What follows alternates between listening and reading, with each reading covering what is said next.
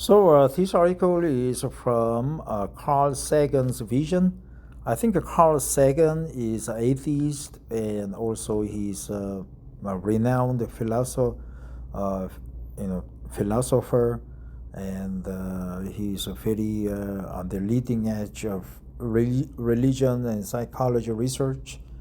Let's try to read his interesting article. Today is a Friday, May 29th, 2026.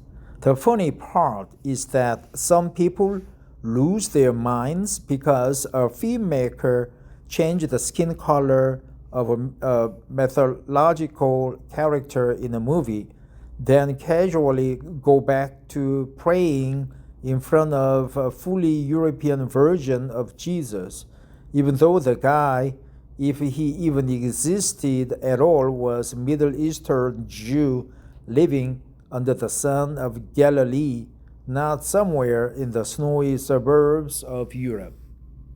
A poor carpenter from an occupied province somehow got transformed through centuries of church art into a pale aristocrat with silky hair and soft eyes, looking like he just walked out of an Italian shampoo commercial.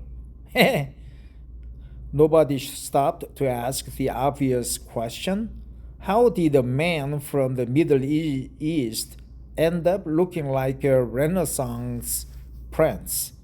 Because religions, just like politics, don't only manufacture beliefs, they redesign faces too. Because and then the same civilization that repainted its prophets in its own image turns around and lectures everyone else about historical accuracy in movies. What a dark joke. What a dark joke, right? What a dark joke. What a dark joke. Humanity swallowed one of the biggest central cultural rebranding campaigns in history, then got offended over the skin color of fictional mermaid.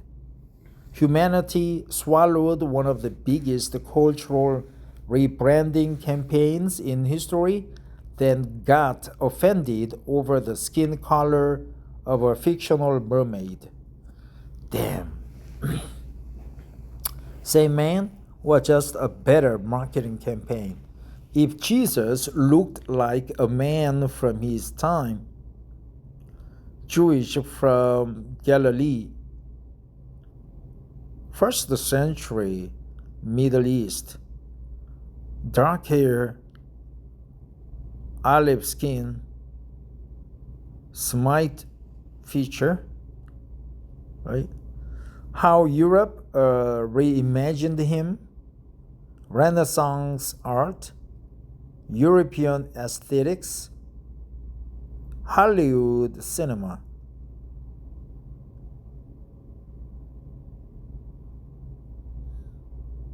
Yeah, interesting. I knew this one, right? I believe Jesus existed in the first century, but basically he was Middle Eastern Jew who spoke Aramaic, and he died at the age of 29, and he was a little bit stupid because he said he stood up for the heaven, the Father. So that's why he was forced to carry a cross on his back to his death mountain, right? I don't think he resurrected in 3 days. That's a bullshit. But probably he was scurried away after he was raised from the cross in the middle of the darkness. So that's the story.